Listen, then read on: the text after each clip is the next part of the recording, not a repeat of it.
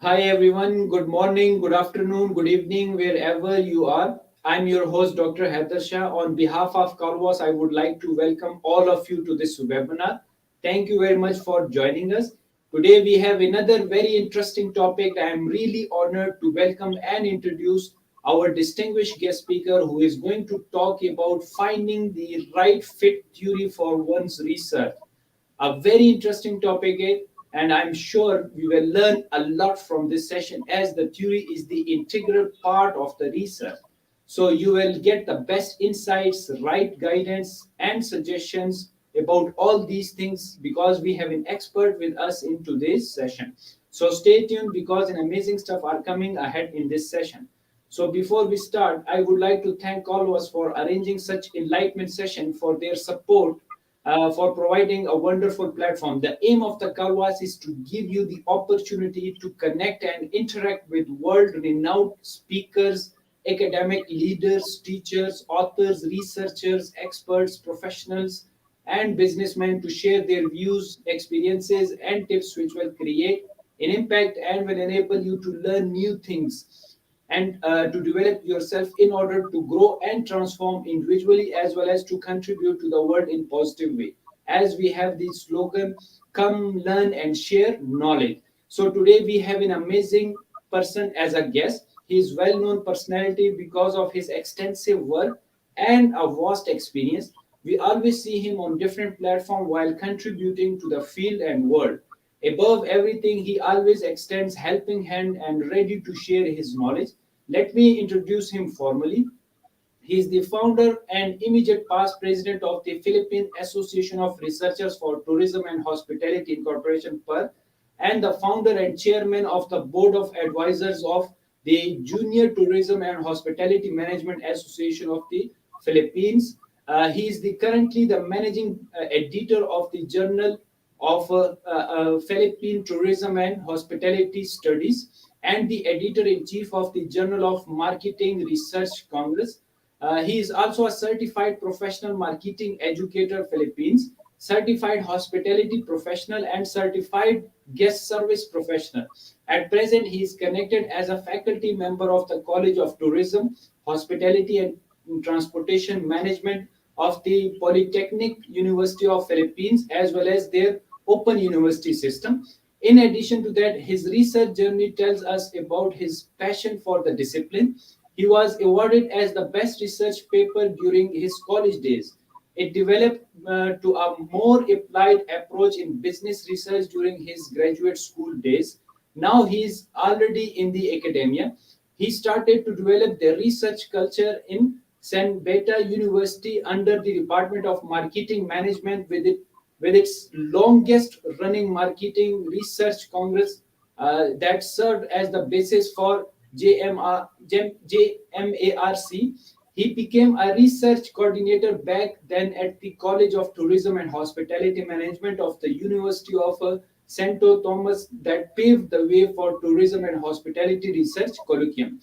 He also established the FEU ITHM Research Colloquium when he was still the research representative in the University Research Council. In addition to that, he participated already in so many national and international research presentation and published already in various journals. However, the most fulfilling of all was his contribution to the very first research undertaking of the Department of Tourism concerning the farm tourism, where he led a team in developing new and just aggregation standard. That was a research grant commissioned by the Philippine government. Last but not the least, he's a wonderful speaker, author, teacher, researcher, professional, and above everything, a great human being. So please help me in welcoming our guest, Professor JOJO VILLAMIN. Welcome to the Carwas platform, and thank you very much for joining us. Thank you, Dr. Shah. Thank you for inviting me for whatever source you may have for looking and finding at me. Thank you for that being so resourceful of inviting me. It's really my honor to be here, and I'm quite amazed on how the reach of this particular program. It's actually across the world. So again, in our language, mabuhay. and magandang gabi because it's already night in our country here in the Philippines. Thank you so much for the introduction. Yeah, So it's a wonderful and it's a pleasure to have you with us in today's this session. So before we get started, let me just tell you the about the format of this session. Prof will be presenting and he would leave time for question and answer session at the end of the presentation. If you have any question, you can write in comment section or you can email us on info@kalwas.com. Let us get started. Over to you, Prof. Thank you. thank you, and I'll be sharing my slides already. All right. Yes. So the topic given to me is about finding the right fit theory in one's research. Before I get into the outline of my research, I was like found pondering, no? You know what? This is the most difficult part, especially when you're teaching your students. And now I'm teaching in the graduate school and in the undergraduate. I was like telling my students it's going to be, a very difficult task of looking for the right theory, and in fact it becomes the starting point of all researches, because I told them, no, it's not going to be as easy as 1 2 3 when you look for the right fit. It will always be, that's why you have to conduct research. You really have to read so many journals for this particular purpose. Now, as I go along with the presentation, let me just share with you how the presentation will actually go. The first one is that, of course, for us to have a good leverage, now everybody will have to talk about what is a theory, what is a theoretical and conceptual framework. We're going to discuss also the sources of theory, the nature and alignment of theory in order for us to address the fit. No, I'm going to do some illustration and go with the Google at the very least if you don't have a lot of sources for subscriptions in terms of online databases. So we'll just maximize how Google can actually assist us in this particular endeavor. And of course, let me share with you my research experience so that I can give you my full experience on how I look for the right fit theory for my research. Well, forgive me, no, because I think you came from different sources, you came from different parts of the globe, you came from different disciplines, but allow me to share some of my experiences in the business, in the tourism, and of course in the hospitality for that purpose. So forgive me if my examples will actually go into this kind of establishments. So Webster Dictionary will actually tell you that a theory is a plausible or scientifically acceptable general principle or body of principles offered to explain phenomena. So what does it mean? That it should come from a very scientific foundation. So therefore, even Sir Jojo, even Dr. Shah, unless our papers are published, then definitely that's the time that we can consider the theory to be acceptable. Otherwise, you cannot actually get what we're trying to get on. It's because you really have to have a basis, you really have to have an evidence in order for a theory to be accepted. Sometimes it's also a belief, a policy, or procedure proposed or followed as the basis of action.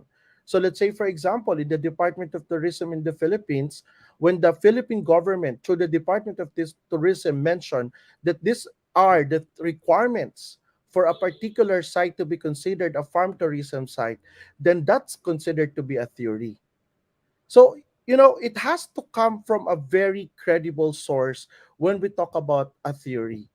So it's a hypothesis assumed for the sake of argument or in our investigation.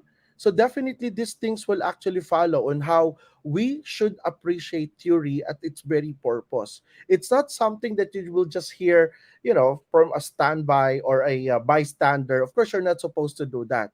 And it's the general or abstract principles of a body of fact, a science or an art. Well, definitely you're talking about the abstract and the analysis of a set of facts in their relation to one another. Now, analogy will actually tell you. Let's say, for example, if I will be asking someone, how do you find a girl beautiful? And you will actually mention a girl is beautiful because she has a long hair, she has, white skin or something. I will respect your opinion, but definitely this is not the basis or the ground or the framework that we're supposed to have in order for us to define what is a beautiful woman. Unless there is a study who will actually or which will actually tell us that a parameter for a woman to be called beautiful, you have this one, two, and three, and it is published. So if a student will actually tell me that the girl is beautiful, then I will just say, okay, I will respect your opinion. But if you have to put this in the academe, you have to put this in a scholarly journal or scholarly article, then I have to have an evidence. What's your basis for saying that? And I think that is something that we have to look forward to.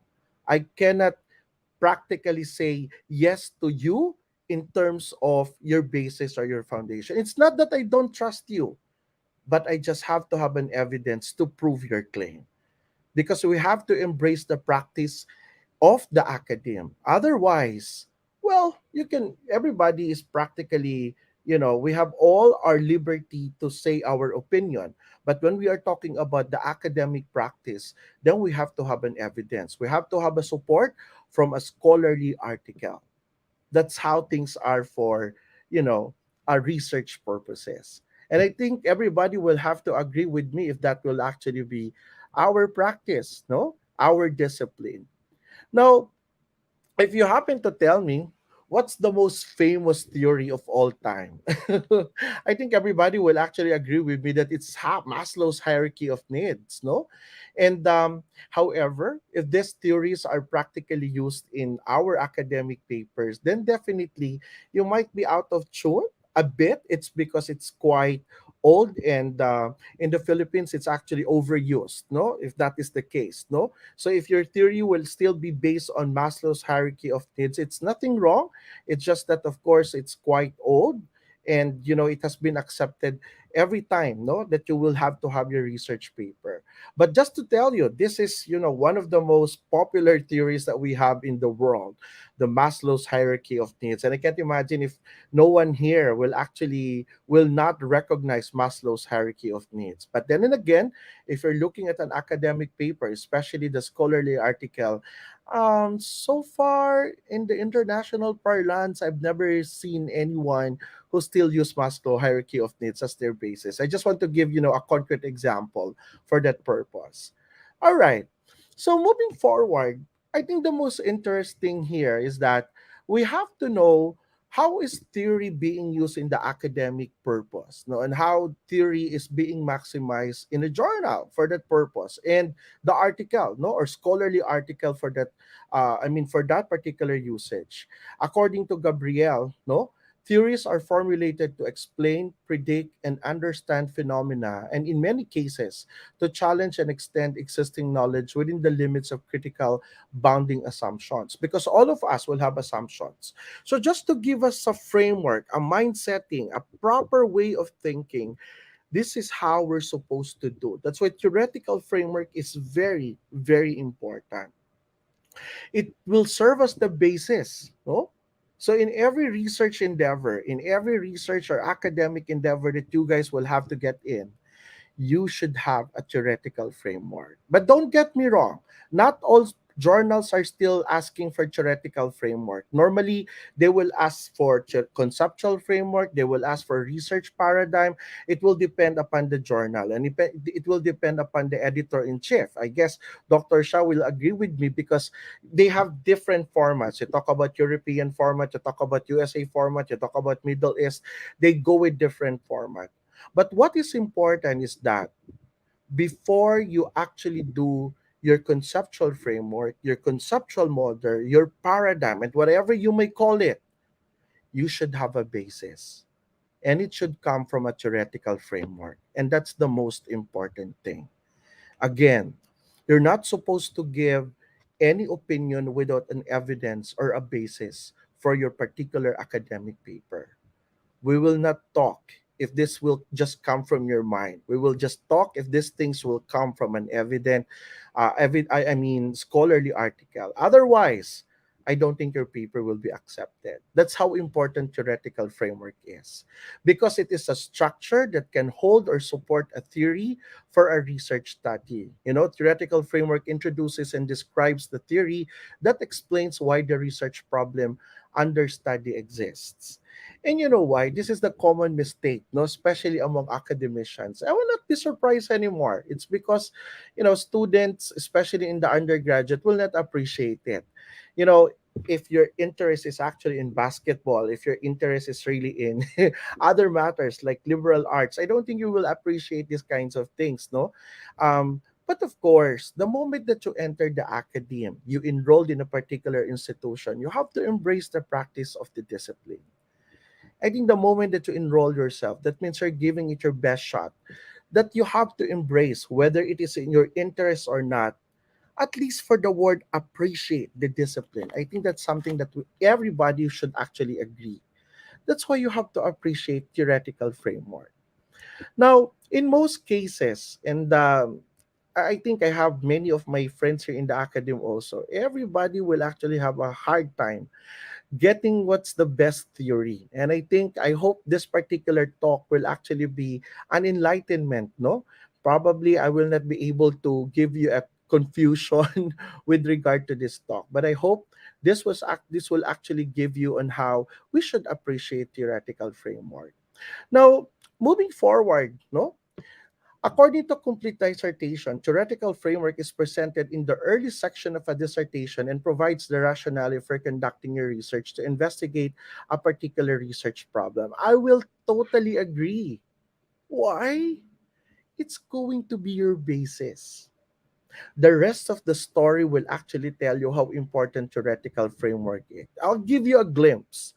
Theoretical framework will be your basis in developing your conceptual framework. Your conceptual framework will be your basis in developing your statement of the problem. So imagine if the heart of your paper will be the research objectives. Where did I say again that research objective should come from? It's the conceptual framework. And where are you supposed to get again the conceptual framework? It's the theoretical framework. So therefore, if your paper will not start with a good theoretical framework, do you think you'll be able to draw, to outline, to create, and draft your research objectives? I don't think so. And it's going to be a very difficult task for a researcher to start a research paper without thinking first or looking first what should be the theoretical framework. Now, why should I give an emphasis on this? Because I always tell this when I'm giving lecture. Come on, let's start the talk with the theoretical framework. To be honest with you, when I'm teaching about research, give me your topic, then provide me three theories already from a scholarly article so that we can start already. I will not be surprised if many students will actually create so much of confusion in their head. Sir Jojo, I don't know how to start. Sir Jojo, I'm talking about this, I'm talking about that, blah, blah, blah, and all. You know what? The only thing that you have to show me, give me a topic and give me three scholarly articles with theoretical framework, and then we will solve whatever is in your head or in anything that's confusing you. And then after that, let's sit down and let's talk whatever you guys will have. And for all you know, no, all you need to do is to read. All you need to do is to choose. All you need to do is to integrate, collaborate the theoretical framework, and without you knowing, it's right there in your front that your paper will tell you, hey, this is my paper, this is my topic, this is my title, this is my research objective. And that's how fruitful theoretical framework is. You know what? I may be exaggerating on these things, but hey, people, I'm just telling you about reality. I'm not talking about trash talks here, but I'm talking about reality because I was able to experience it myself. So if some of my colleagues here will actually have their own ways on how to get it, but my experience is the one that I'm telling you. No, I'm talking about reality. So consider the theoretical framework as a conceptual model that establishes a sense of structure that guides your research. I love that, no? Establishes a sense of structure that guides your research. However, don't get me wrong. Theoretical framework may be presented as a graphical or a narrative, no? However, many undergraduate students do not want to read. So they just have to visualize themselves in a paradigm or in a framework. So it's better for you to get a journal or scholarly article with a theoretical framework rather than a theoretical narrative. No, that's most of the cases, Dr. Shah, based on my experience when I'm actually teaching. It provides a background. I'm telling you how important it is that supports your investigation and offers the reader a justification for your study of a particular research problem. You know what? Even the variables that you have to consider in your research objectives may even come from theoretical framework. So let's say, for example, if you're looking at, as simple as what is the level of tourist satisfaction in terms of accommodation, in terms of these variables may actually come from a theoretical framework. And no one can actually question you because it's published from a credible source, probably a Scopus one, the more that no one can actually judge you. So if these things are practically met, I think you're in the right track. No? It includes variables you intend to measure and the relationship you seek to understand. And essentially, this is where you develop a theory and build your case for investigating the theory. The good thing about it is that, you know what, at times I'm telling my students, and I think everybody will have to agree with me. Let's say, for example, I have my own paper, I have my own theoretical framework. I got this from Article 1, Article 2, and Article 3. Then I try to integrate all of this and then have my conceptual framework. So if my conceptual framework will come from three theoretical frameworks of different studies, scholarly article at that, you know what? Your conceptual framework in your paper becomes a theoretical framework of others. So that's the beauty in it, no?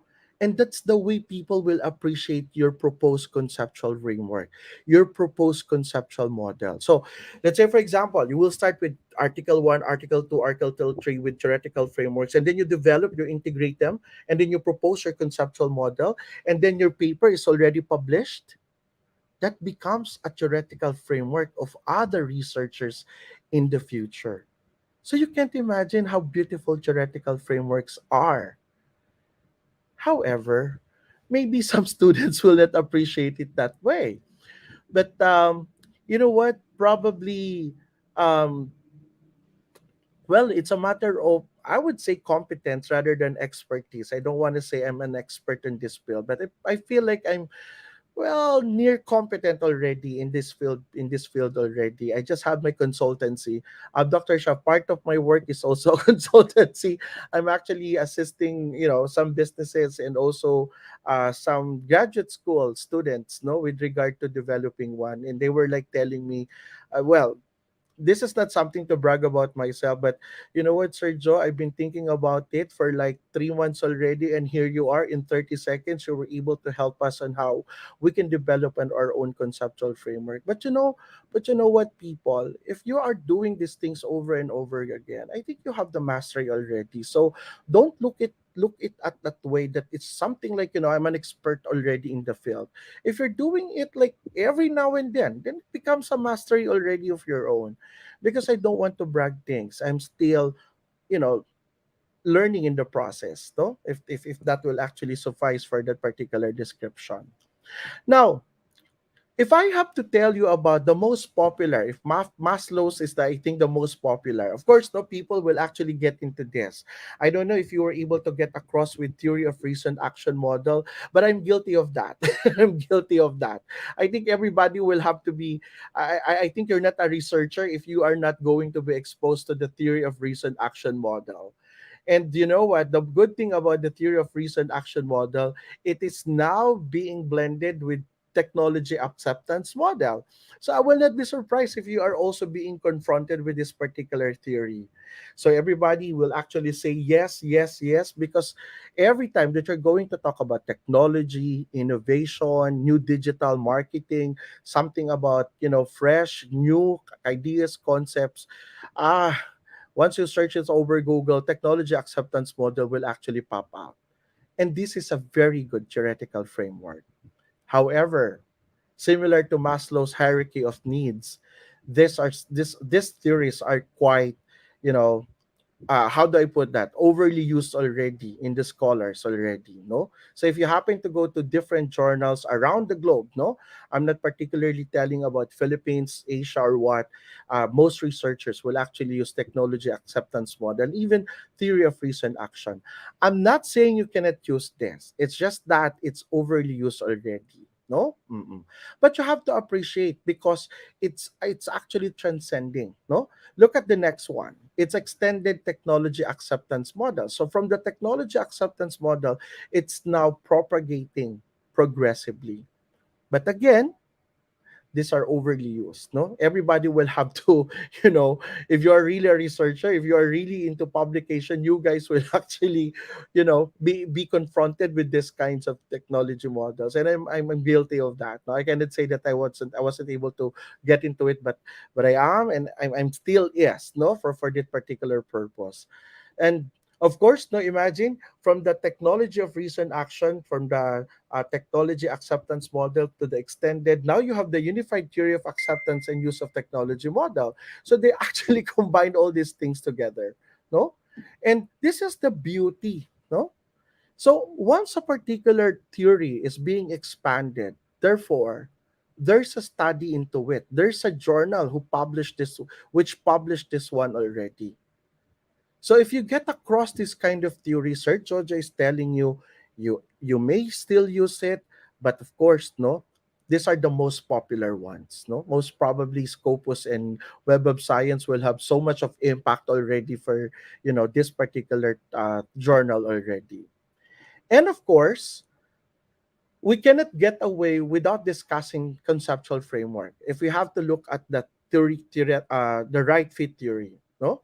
So if we're looking at the conceptual framework here, it represents the researcher's synthesis of the literature on how to explain a phenomenon. No, that's why you have to make it as if it is something your own already.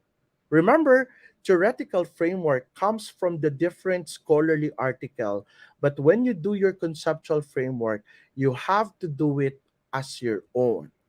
But it has to be uh, influence, or practically you get the basis already from the theoretical framework. That's why I love conceptual framework. Why? Because it's actually the graphical presentation of your research, and your research objectives are the textual representation of your research objectives. In other words, and bottom line, your theoretical framework, your conceptual framework, and your research objectives, these three should be aligned. Otherwise, I guess you are in trouble. You're in a big trouble. And you know what? For I've been like an invited panel member for so many universities in the Philippines. Um, if ever the paper was just given to me right there and then, you know what? I will get into your theoretical, conceptual, and research objective. If these three concepts are not aligned, you know what? The rest of the paper will just be a great problem. I'm telling you. If those three are not aligned. Remember the definition of theoretical framework? It has to be in the early part because it will serve as a basis. I hope I'm getting across. Okay. I hope these things are practically so easy. It might become so operational if I have to look at it as the operational nature. Not you don't really have to about to be to the content later on. We will get into that. No, but operationally, it has to be that way. Okay. So now moving forward, no? So in conceptual framework, the researcher's understanding hypothesis exploration of either an existing framework model or how existing concepts come together into to inform a particular problem. It shows the reader how different elements come together to facilitate research in a clear understanding of results. You know what? In the Philippines, there's a practice about IPO model, and I think everybody is practically aware of what IPO is. So you have the input, process, and output. You know what? I've been telling my students, if you are enrolling in a particular research subject, you have to finish right there and then. Otherwise, you will be having a hard time embracing again another innovation because IPO is not anymore being seen in any international journal. Well, to my experience, no, I haven't seen anymore an IPO model used to represent a conceptual framework. So if you're still into that kind of level or probably that kind of appreciation, I think it's about time that you have to embrace innovation with regard to how you're supposed to present conceptual framework. You know what? It's a matter of how you're supposed to integrate one particular figure to another concept to another based on the theoretical framework. No? So you get the variables in the theoretical framework and then put it in the conceptual framework and claim it as your own. Because that's the integration. Like what I've said a while ago, your conceptual framework serve as your own. Though the variables may come from the theoretical framework, but it's actually a practice in the discipline that your conceptual framework should be made by the author. So that should be a proposed conceptual framework. Especially if you're looking at a grounded theory approach for qualitative, I will not ask for conceptual framework, but that should be a part of your research objective already.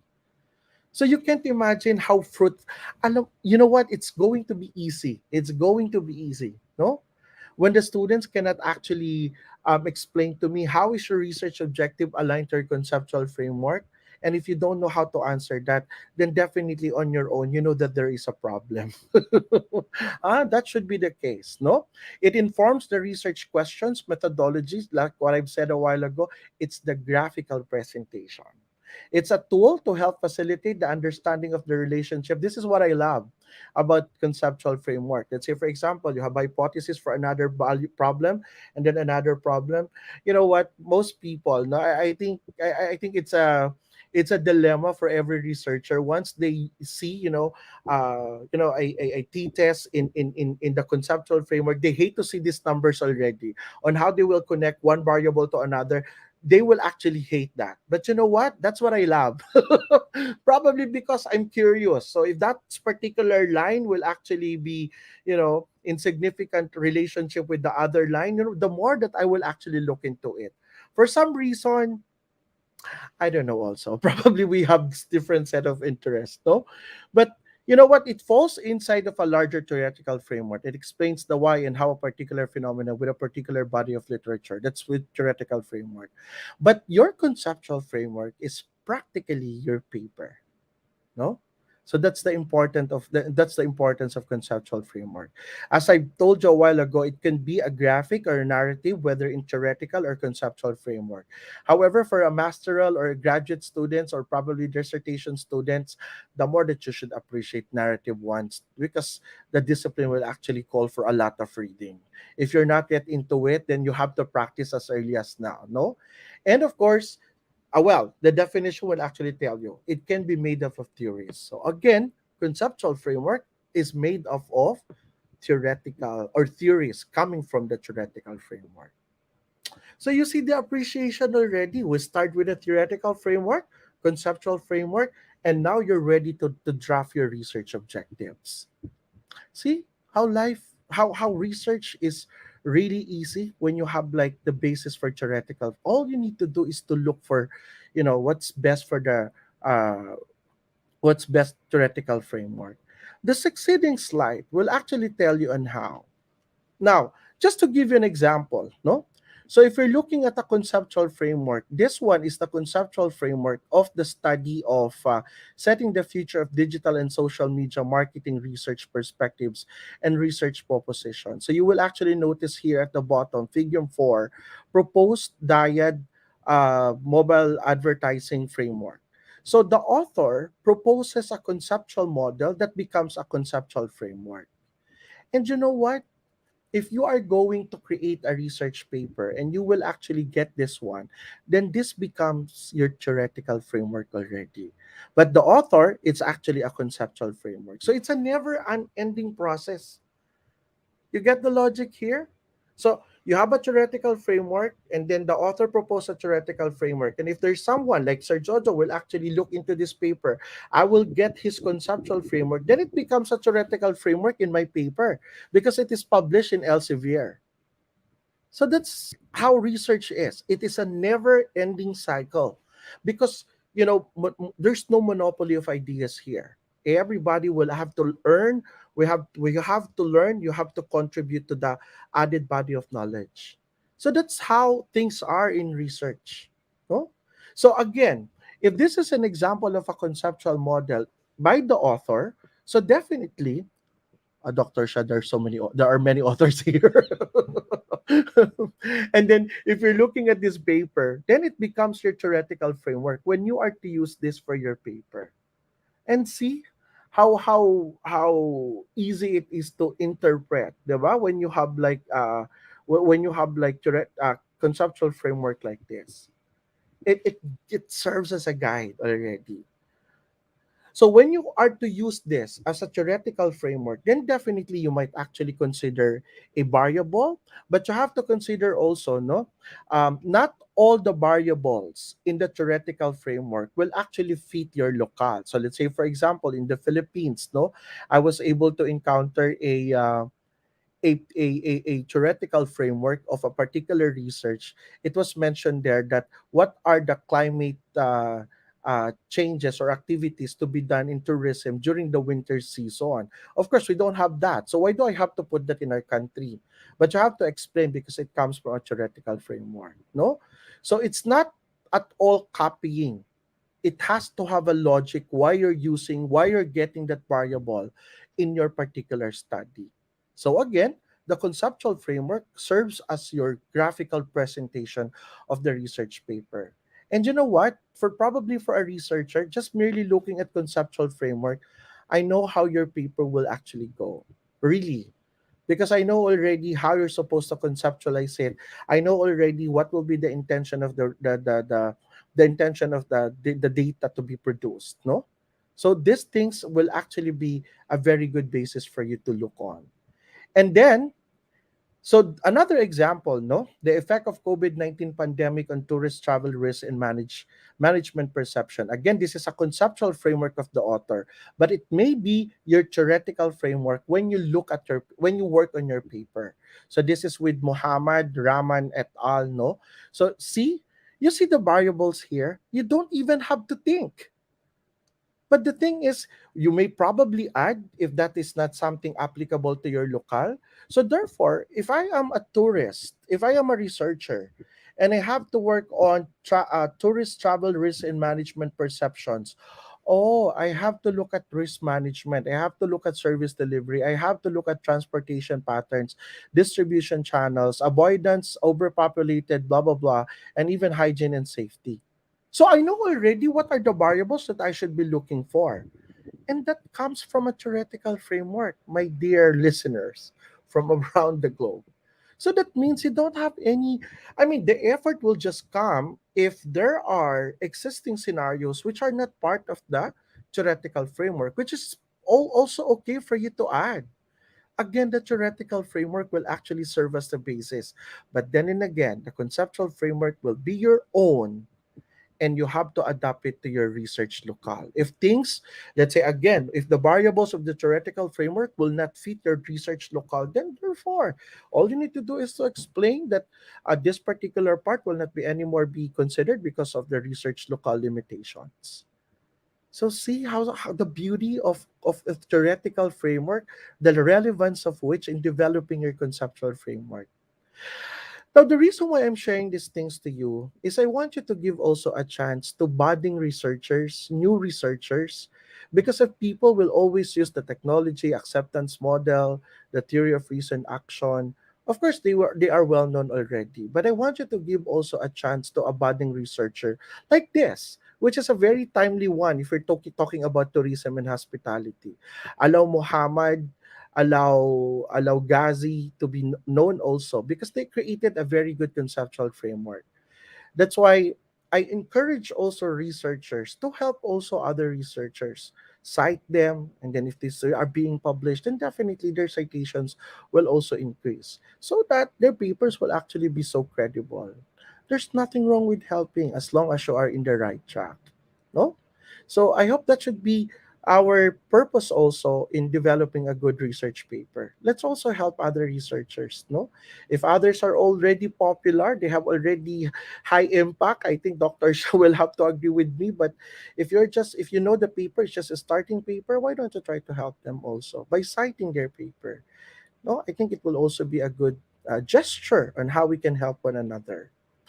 However, since you are in the academe, and I think it's also very evident that somehow all of our researches will actually be coming from a legit and credible and substantial sources.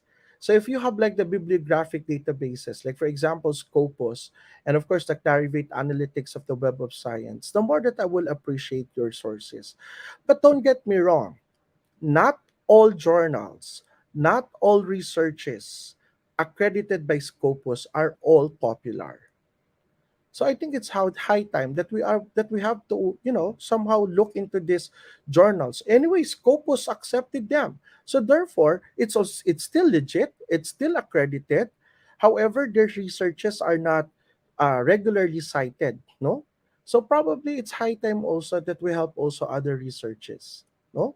So all you need to do is actually to look into the scope. I have my own account with Scopus, and there's a free thing in Scopus for new researchers, so you might as well, you know, sorry for the lack of a better term, but you take advantage, no, of that free access. But I think it's just for a limited time, no. So so you have to consider also the sources of theory, whether the scholarly articles are accredited. No, the journals that they are published are also accredited by Scopus and the Web of Science with Clarivate Analytics. No, so I guess your research teacher was able to mention about these things already, and if these things are not practically mentioned, I think it's high time already. You know what? People are telling me, Sir Jojo, most of the time, what you're telling is just for masteral and undergraduate studies or students for that purpose. And I was like telling them, I think it's not the way it should be thought about. No? It's because if your goal is really into publication, then you have to embrace this kind of practices. But if your purpose is just for knowledge, awareness, and appreciation of the discipline, well, probably I may agree with you. No, others are still looking at newspapers, websites. Come on, gone are the days that we have to. I've been there. I mean, when I was like in college, of course, I have to follow what is practically new during that time. But since we are innovating, no, it's not anymore accepted that you have to put newspaper as part of your references. Well, I guess no journal article or journal editor will actually agree with you if that's practically part of your references. No, so I think that practice should actually be embraced already if your purpose is really for publication. But don't get me wrong, no, publication is there not to brag about your name, but to help and add something to the society.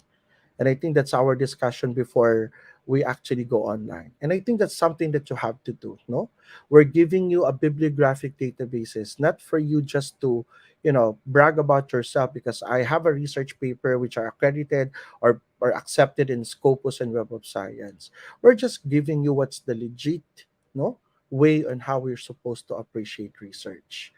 So I think I have. And then, of course, if we have like the bibliographic databases, of course, we have to have the online discovery platform of peer-reviewed literatures. You know what? When I'm searching over Google, a simple Google, not even Google Scholar. If I've seen a PDF, which is free, that you can do it in Google. Once you've seen a Science Direct one, an Emerald Publishing, or my favorite Taylor and Francis for business and tourism, you know what? I don't check anymore the paper. These things are coming from this particular tree. I don't check anymore the paper whether it's legit or not because the moment that I saw their logos, okay, that's a legit one. That's a scholarly article one. Just to lessen my screening process. No, well, that's the loophole of getting articles over Google, unlike in the online databases the subscription. Oh, don't get me wrong, these are online databases subscription. Well, it might be quite expensive for some, no? Diba? And then You can also trust the professional organization and journal. So if you happen to look for Asia Pacific Journal of Tourism, that's no doubt. That's very legit already. It's accredited by the Asia Pacific Tourism Association, which is headed by, of course, Dr. K. Chon. Or with iCree, no? I used to be a member, an active member of iCree, of course. That's with the Asia Pacific Council of Hotel and Restaurant Institutional Education. So once your paper is being, part of this particular journal, no question, I'll just read and subscribe into your paper, and then have it have your paper be cited in my own research paper. And of course, for the business thing here, because I'm a marketing by profession, no, I'm a marketing graduate. So if you happen to get across with Journal of Marketing, which is actually being issued by the American Marketing Association, no doubt, no questions again. I will not get into the battle whether your journal article is legit or not. I will just say, okay, put it in your paper. It's really cited already. And you know what? Why is Sir Jojo so particular about this? It's because you need to publish your paper. You need to share it to the world. And that's one of your goal as a researcher. You don't stop just bragging your right, just bragging your intelligence. You have to share it. And if you discover something, everybody should know about it. You don't keep it to yourself because it's a gift, no? And you have to share that gift. And the publication will be a good platform in order for you to do that.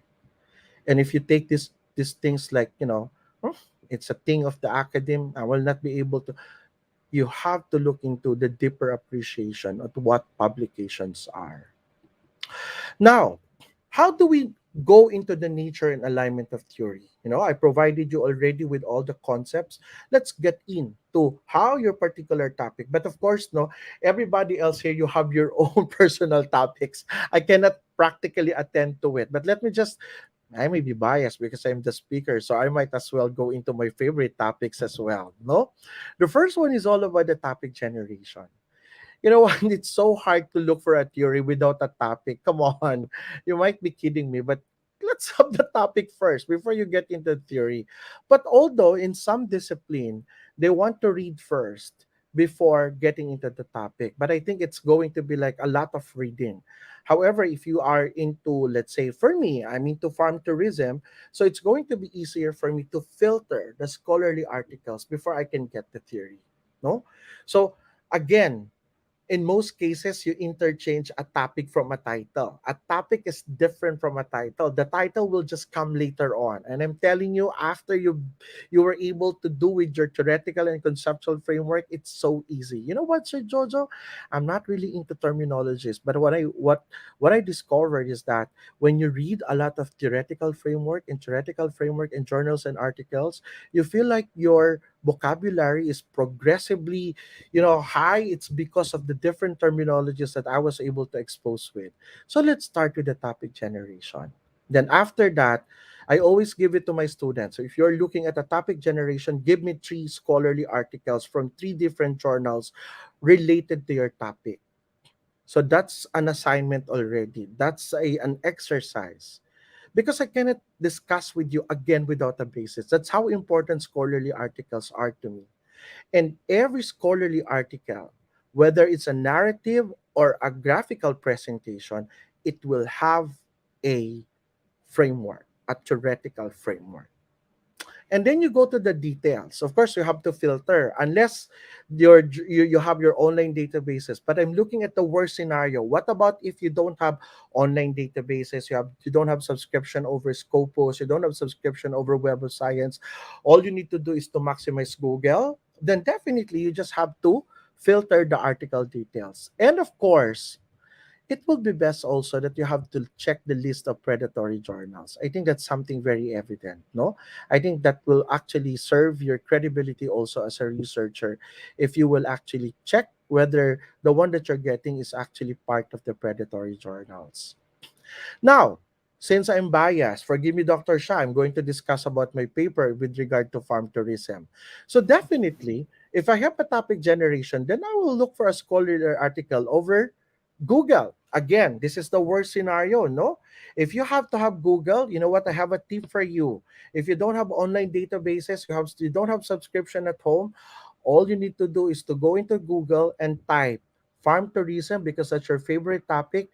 Then you put always PDF and then journal and then put the year.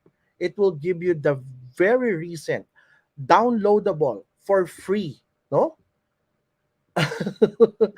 Thank you for the comments. I really appreciate it. But you know what? I'm giving this especially for those who do not have access to scholarly journals. No? So all you need to do is to look into Google, just put PDF Journal 2021 because I want you to download. And I always ask my students to download it so that you will have the reason to read it. No? And then, of course, you have to again check into the details, whether you have the ISSN, somehow you have to have the digital object identifier, you have the online databases, you have the name of the journal, name of the scholars, and all this stuff before you can consider a particular journal as scholarly or not. Then, do not go to, you know what, when you put like Farm Tourism PDF Journal 2021, always have the 3 pages of Google. Don't go to 4, 5, 6, 7, 8, 9, 10. Just have the first three. And then you download all the articles there. Then you have to filter. Oh, this is too old. Forget about it. Oh, this is doesn't have this is just a dissertation or a master without publication. Oh, don't forget about that. So just have those things which are will pass somehow, no, are the scholarly article parameters. And I will tell you, then you will start to read and then limit your readings into three. But of course, no, don't get me wrong, huh? When you talk about undergraduate, I'm talking about 2 to 3 scholarly article. But if this is something like a masteral, probably 3 to 6. But if you're looking at the doctoral, sorry to say, but 6 to 10 in order for you to draft a very good conceptual framework. um I go with the number because most of my students will ask, sir, how many? And probably all my colleagues here will actually agree with me. How many journals do we have to read? So just to cut the chasing, okay, for undergraduate 1 to 3, for masteral 4 to 6, for doctoral 6 to 10, just to get across. But it's not the typical thing. No, I don't want you to get into the numbers when you talk about looking for the right journal. It's just that you just have to appreciate reading. So it doesn't matter whether you have 1, 2, and 3, put them together. It doesn't matter as long as you get the right feed for that. No.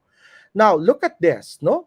So I want you to look and if you're getting a journal from a Google, all you need to do is to check the title, the author, the one in the right side. They're looking at the DOI, the details of the journal, etc. At the bottom, you have the online databases because for all you know, not everything that you are to download will have all these details. And if you don't have these kinds of details, put them into trash. Sorry for the lack of a better term.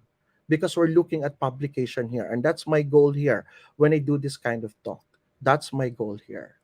Okay? So if you don't find these kinds of details in the journal, you have to have I think this is not a quart an article that will actually fit the requirements for a publication. No. So of course, again, you have to check the list of predatory journal, so that just to be assured that you guys are getting the right journal also. Because I always believe, and I think all the academicians will actually agree, no, that when you have a legit scholarly article, then it goes already with the theories that you're about to use in your paper. No. Now, so I should sound so biased, no? Because my favorite is actually farm tourism. So there's an article about the impact of rural tourism on the development of regional communities. And you know what? This particular article gives me already the benefits of tourism, of farm tourism. So it was mentioned here that you have to look at the tourist side, you have to look at the agricultural holdings, you have to look at the region, and you have to have the local community. So therefore, if I have to look at my own conceptual framework from this particular theory, remember, this is the conceptual model of the author. But when I actually use this in my study, it becomes a theoretical framework already. Okay? But then and again, you don't need to copy this on Toto. Huh? You just have to check whether all the variables here will actually fit your study. Again, I have to go back to the my old example, no? there's a farm tourism for winter, but we don't have winter in the Philippines. Of course, I will not do that anymore. I will not include that in my research framework. You get the logic? Okay.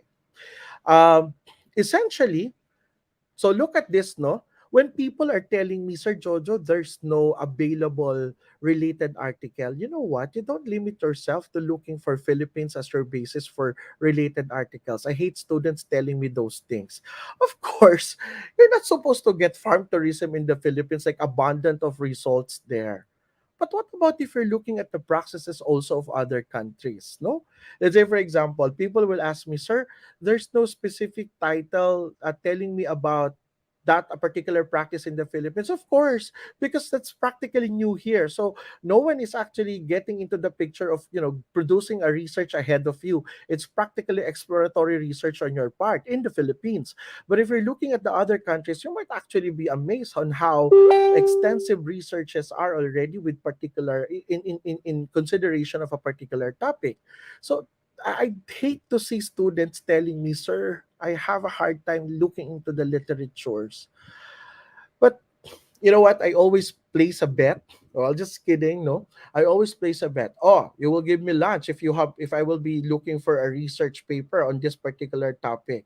But of course, that's a joke, no? Just to allow my students to feel that what Sir Jojo is telling you will actually somehow give you a better perspective that hey, you need to be more resourceful, no? I think I have 6 more minutes, Dr. Shah. Sorry for that. I Please actually carry on. We talk are so enjoying, and audience are they are enjoying it, and they love to hear you more. Please take your time. We have unlimited time. Thank you. Thank you. But of course, I have few slides more. Just to continue. No, so this is the way you appreciate getting theories in a particular research, a legit scholarly article. No, and I want you to appreciate the frameworks. If you are afraid of arrows and boxes and the relationship of one box to another, the more that I will appreciate it. Why? It tells you a story. No, the arrows are not just there just to give you a graphical presentation. It tells you a story. And if a particular researcher will be given a chance to present to the whole world, the conceptual framework will be the very best basis in order for him or her to tell the story about his or her research. You know what? In Australia, and I was able to be given a chance to become a judge already. I mean, in University of the Philippines, they are practically working on the 5 minute presentation. I guess you guys are actually aware of that, no? The 5 minute presentation. Imagine the volume of your research paper is like 150 pages, but you have to uh, inform the public and present that in only in 5 minutes. And the best way to do that, show them your conceptual framework. And no one can actually, well, if it is not rigorously done, then definitely it's going to be very difficult for you to explain. But if you are confident enough with your conceptual framework, the more that you can confidently tell it to the whole world because it's your story, it's your research paper. So the third one is a representation, and I love this. No, you have another approach on how you can actually tell the psychology of tourist satisfaction for a farm tourism. So, you know what? It will also give a multidisciplinary approach on how you deal with uh, farm tourism, like tourist psychology. You're talking about the management of the entire farm and some other practices. No, so these are ways on how we can actually choose the right theory. So I hope no you were able to get the grasp no from the theory itself, from the journal, how to use the right journal, and then looking it for the right theory, and then use it as your basis for your conceptual framework. I think that goes with the fifth one. But definitely the time will not be sufficient in order for us to accommodate all your requests, no? But I'll give you a short workshop later on. So for an illustration, I will present to you a topic. We have to search for possible downloadable free scholarly articles, filter up to the 3 articles, preferably with framework, and then you have to integrate and align it with your topic in creating your conceptual framework. If I have to and share this one first, so that I can give you a little bit of a workshop, most probably, then definitely it will actually be, oh, sorry. So, all right. So if I have to share a screen, sharing, you know what, Dr. Shah, I think I have to do it next time. It's because it will take a while already. So let's say, for example, if you have like a green marketing here, all you need to do is to type again, just to have a recap and appreciation of what we actually did a while ago. No, all you need to do is to put in the Google. Again, if you don't have a subscription, Google will still matter, will still help you. So green marketing PDF journal 2021, and then it will pop out already. Just go with the 3 pages of Google and then download everything, and then you have to filter based on what we discussed about how do you detect if a scholarly article is legit or not. Okay? Then afterwards, definitely you have to go for the framework of each particular journal. So that's how simple it is. It's just that you have to be so patient, no? Because it's a research. That's why it's called research. Then you have to search. Otherwise, it's not going to be research if you just want things to be in your plate already. That's not going to happen. You really have to look individually to each PDF journal that you need to download from your net or from your Google. I hope at this point in time that's very, very easy on your part, no? Because I think, no, this is most of the time the undergraduates and even the masteral students are having problem with, no? So I hope you guys will actually appreciate this kind of, a very simple approach on how to look for the right theory. Now, again, I should be biased because this is my research. So let me just share with you my experience when it comes to farm tourism. So I'd like to welcome you to my research paper entitled Multi-Criteria Assessment of the Department of Tourism Accredited Farm Tourism Sites in Region 4A. You know what's the best thing about being a researcher? And I guess every academe will actually agree with me. It's for free. You get to go to different places. You get to be in a hotel, you get to have the best food in the farm, and it's all for free because you are a commissioned researcher of the government for that purpose. So that's the beauty of, you're enjoying things while doing research, and you're helping the country by simply enjoying and working on your research paper. So what else can you not? I mean, what else is going to be bad in that kind of faith? So everything is something so positive. See, you just don't know how. Oh, well, I cannot force you because this is my life as a researcher. No? So this is my research experience. No, if I have to tell you, sorry, it appears so small already. I was able to get like three theories. No, in for my research. The first one, remember, a theoretical framework may actually be a policy of the state of the government. So I look into the accreditation criteria of the Department of Tourism and use it as part of my theoretical framework. So that's one possible thing. If you have laws, you have policy, you have ordinances, you can use that as a theoretical framework. However, because this is a government commissioned research, I have to look for the management of farm tourism sites. So I have to look at the leadership style of a farm tourism site. So that's the second one. And another one, because it's a triangulation approach, I have to look at the tourist satisfaction. But don't get me wrong, the tourist satisfaction in a farm tourism is also different from a mere tourist satisfaction in a beach or in a hotel. So amazing that when I look at that theoretical framework, oh, it's different. It's not what you thought it's going to be the same. It's different. You have to have the tourist satisfaction of a tourist satisfaction based on animals. And you don't have that in a beach setup or probably in a hotel setup. So that makes it different really when you talk about satisfaction. So because at times though, when you talk about satisfaction, it's quite easy already. But when you talk about a different setup, it becomes, oh, then you realize it's different. That's why you really have to look at researches because tourist satisfaction in a hotel, in a beach, in a resort is different from a tourist satisfaction of a farm tourism, which I don't know. That's why when I discover it, oh, the theories that tell it all.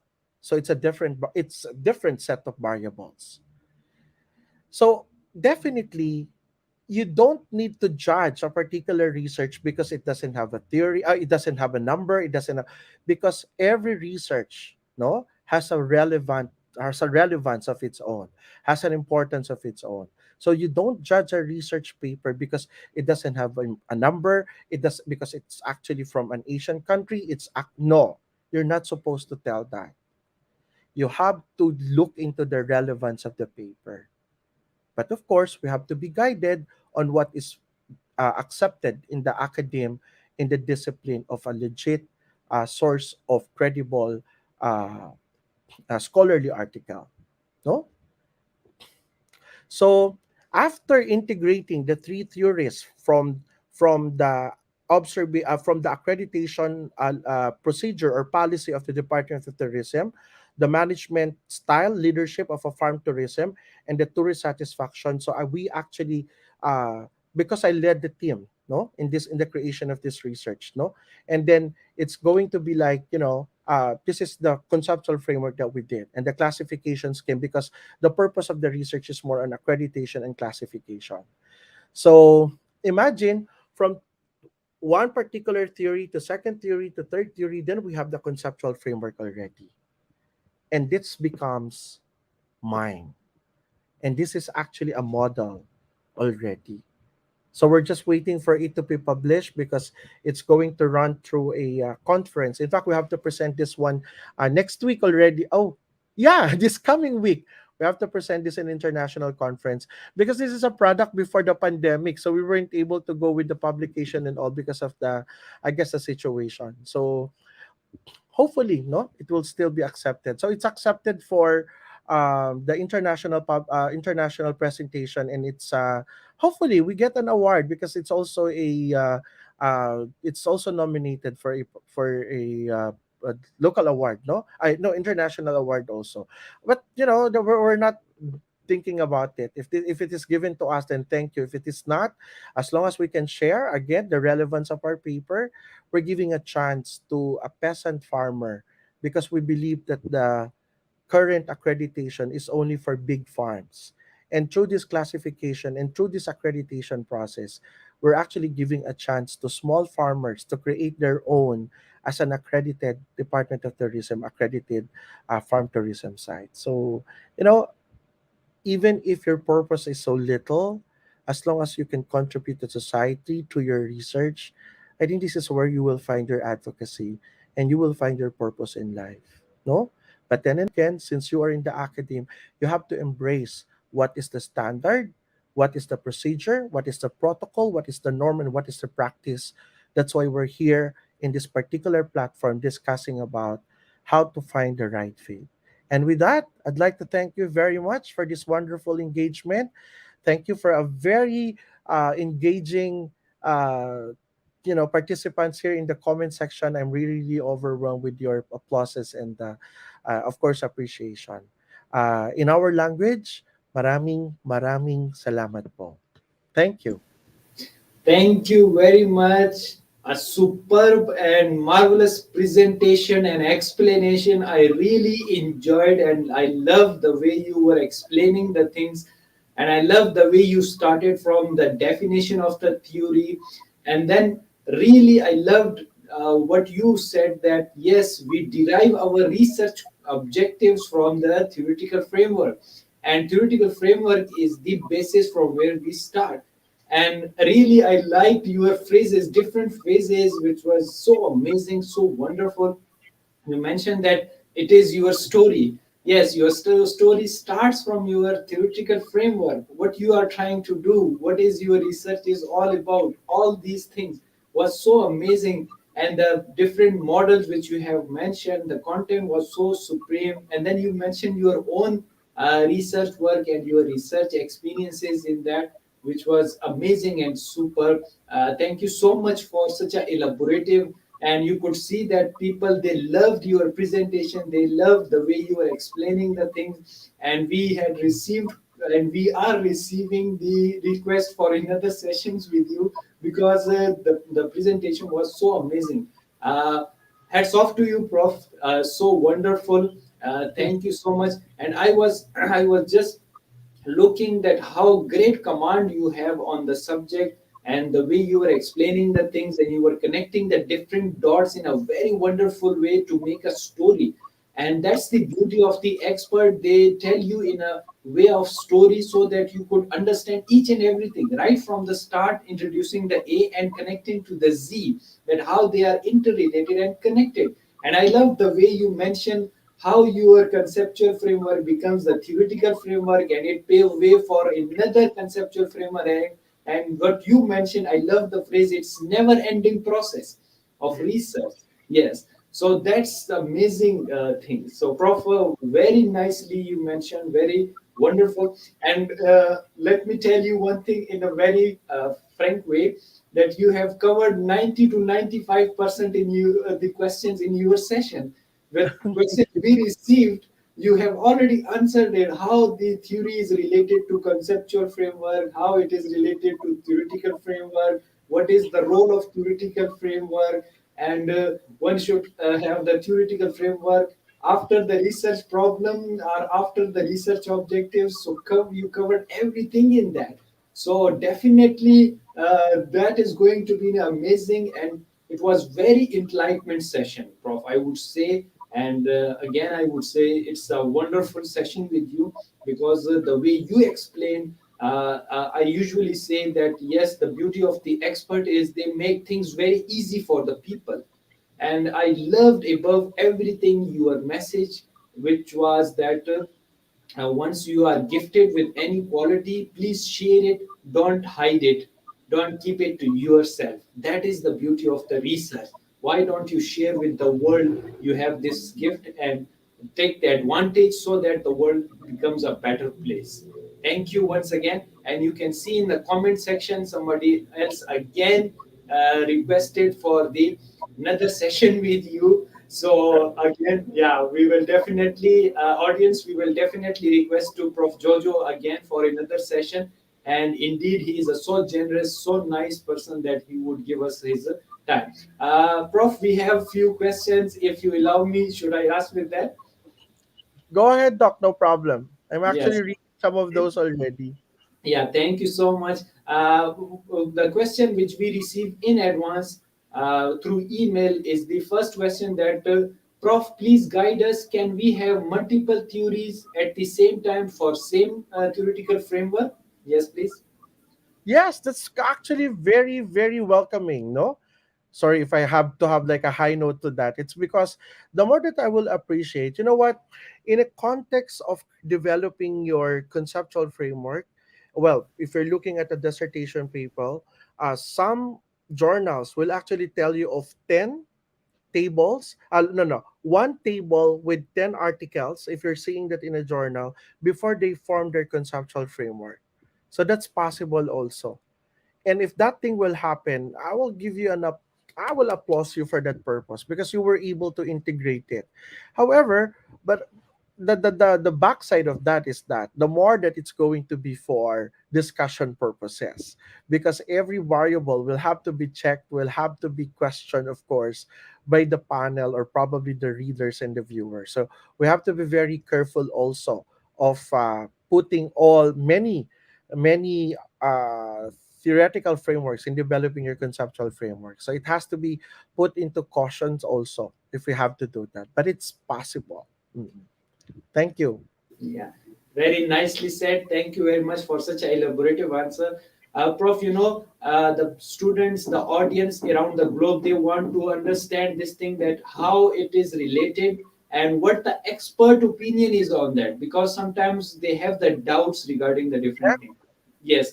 We I have have one other question, and that person has stressed a lot that we have to ask this question from you, because it's a big doubt in that student's mind. The question is, please, Prof, give your thoughts that can we have one macro theory and then some micro theories to support our model, or there should be only one macro theory to guide our model? Yes, please. Okay, I have to answer that in such a way that we have to look into the practice of the school. If the culture of the school requires you to have a macro, then a micro, you know what? My mind will actually be closed. I will have to follow and respect the culture of the school. Okay? So that's one. Next would be if there's no culture, but there is a policy of the school to have a macro and micro, then you should follow. Again, I will close my mind because that's the culture of the school. But if these two are not present, no, you're talking about the culture and the policy. When I talk about culture, research culture, okay? And if there's no policy telling you about this, you know what? I will love to see a micro approach in terms of of your ways on how you're supposed to present your research. Why is that so? It's because of um, I'm particularly telling you of the publishable ways. But if this is something like, again, a masteral paper, a doctoral paper, wherein you have to go to the rigorous process in order for you to appreciate the discipline, then I have to bend my usual ways. So my old ways is that if this is for masteral and doctoral, then definitely you have to appreciate even the macro and micro model. But if this is something for publication already and I have to do it on my own, I'd rather go it for a micro approach. So again, I don't know the situation, I don't know the scenarios, but if you are talking about macro, if you're talking about your masteral and doctoral, go for the macro micro, especially if the school requires you to do that based on the policy and the research culture. But again, for my first year JOJO, I'm just going to present a particular paper. I'll just go straight to the micro level. That's how I Yeah, answer that. It yeah. depends upon your situation. Thank you, Very sir. nicely. Very nicely said. Once again, thank you very much for such an elaborative answer and giving the examples. And that's how people make it very easy for the people to understand it. People like you are who are the expert. One last question, since we have the time constraint. They want to ask your opinion that, Prof, if we are working on a one theory and that supports our model, but in case our results are contradictory to their theory, so are we doing the theory extension, are we negating the theory? Please guide us in that situation. You know what? The beauty about the research, it's not always that you have to conform. You know what? In most cases, the more that you have to appreciate theories in such a way that you are to prove whether what you're researching is actually aligned to the theory. Remember, theory is not yet a fact, it's still a theory. Unlike if it is a fact, then it's a proven science already.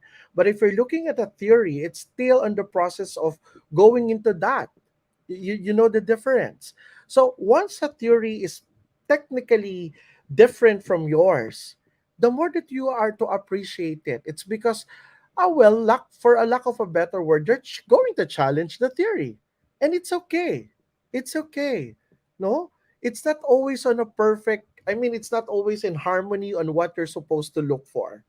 But if you're looking at a research and then eventually after you've gathered the data and it's not talking about really about the theory, it's okay. All you need to do is to tell the research paper that the result of your paper is different from the theory that you were able to get. And it's okay. And that's a beauty of a research paper. You don't need to conform always to the theoretical principles of other researches. Remember, your research is perfectly different from them. You might actually use the same principle, but you have the different target respondents, you have the different scenario, you have the different background of your respondents, even your expert for a qualitative researches. So don't expect that everything will be in consonance, in accordance, in unison to what your theoretical framework is telling you. And it's okay. Yeah, very nice. Very nicely said. Once again, thank you very much. And I liked your sentence that that's the beauty of your research work, because it is the way how it is different. And that is probably we would say it is the contribution of your research, what you have found Exactly. from your target population in within your context, and that is the good thing. In my PhD, Prof, once my results were different from what we had hypothesized, That's and correct. that was the contribution, and that's why the paper got accepted and published in a Scopus journal, in a reputed journal. So this is how we do, and for this purpose we conduct the research. That's So great. very nicely said. Once again, I would say that, Prof, it was indeed a great session with you. What a learning session it was! A powerful content, a powerful explanation and presentation.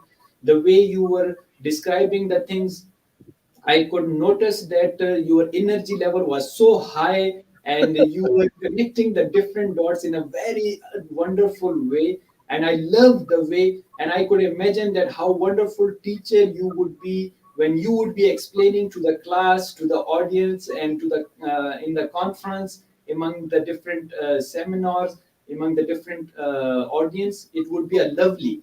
So they say in a common way that if you learn one word from someone, that becomes your teacher. So you become my teacher for that perspective, that I learned a lot from you, and so many things you just reminded me again, which I had gone through in my PhD at University of Malaya. It was so great experience over there. So once again, thank you very much for that purpose. And Prof, what is your message to the world as a teacher, researcher, trainer, learner, professional, and educator? Yes, please. You know what? Don't stop learning. Again, it's a never ending process. So don't stop learning. And once you discover something, share it to the whole world. I think that's part of your advocacy, being a person, being part of this human race. Don't forget to share it to the whole world. And that would Yeah. be a very good foundation for you to become, a researcher on your own. So Yeah. don't forget to share it to the world. Very nice message. Thank you very much. And this is what audience we were discussing before online. Me and Prof. Jojo were discussing that how can we contribute to the world is when you share what you know, and when you contribute in a positive way so that the world become the better place for the people. And this is what our contribution are. So again, very great message to the world. Keep sharing, and this is our slogan as well, that come learn and share. When you share, when knowledge shared, it will grow. So we believe in that philosophy, that knowledge grows when shared. So this is what we are doing it.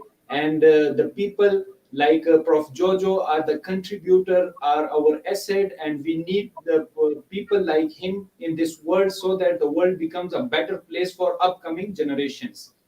So thank you very much. In the last, I would say that yes, indeed, it was a wonderful session with the Prof. And we need to equip ourselves for this research journey, and we need to understand how these things are related to each other.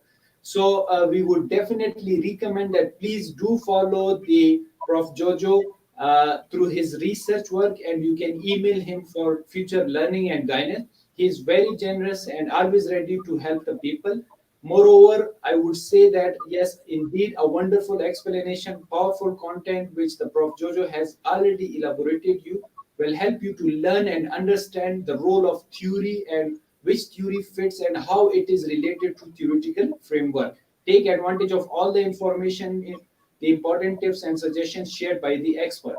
So that is all we have time for today. Thank you once again, Prof. Jojo, for your wonderful explanation. I would also thank our audience who join us. If you have any additional question about the information shared today, please email to us or connect the speaker directly through his email or social media. Thank you all for your support and liking our sessions. Stay tuned as many sessions are on the way. Please do not miss any session. Until next session, take care of yourself.